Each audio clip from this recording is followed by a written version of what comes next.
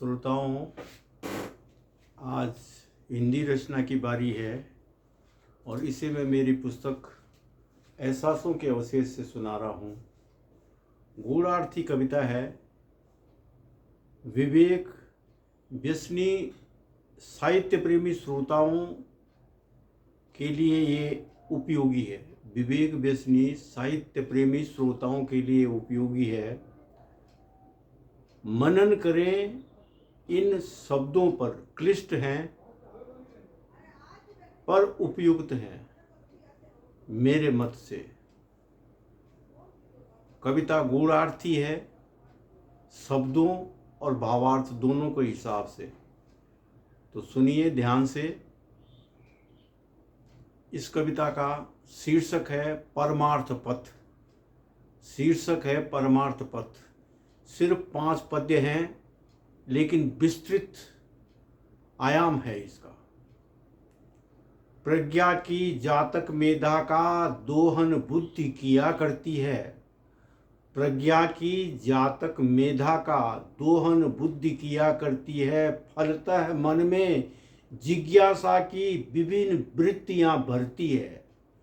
फलतः मन में जिज्ञासा की विभिन्न वृत्तियां भरती है। पयोधरों के क्षीरामृत में विद्या तत्व समाहित है।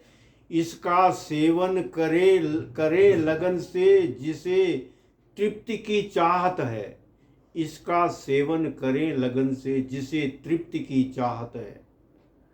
महती भूमिका इस प्रक्रिया में, महती भूमिका ध्यान से सुने, महती भूमिका इस प्रक्रिया में मन और मनन की होती है।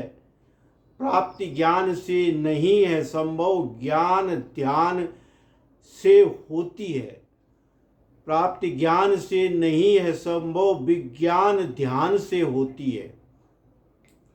अतीव सुगम है यह यात्रा, अतीव सुगम है यह यात्रा, यदि मानव ध्येय बनाता है। विचलित ना हो बाधाओं से, विचलित ना हो बाधाओं से परमार्थ प्राप्त कर जाता है। विचलित ना हो बाधाओं से परमार्थ प्राप्त कर जाता है। अंतिम छंद है। पशु और मानव में अंतर का पुष्ट प्रमाणों का वृत्तांत।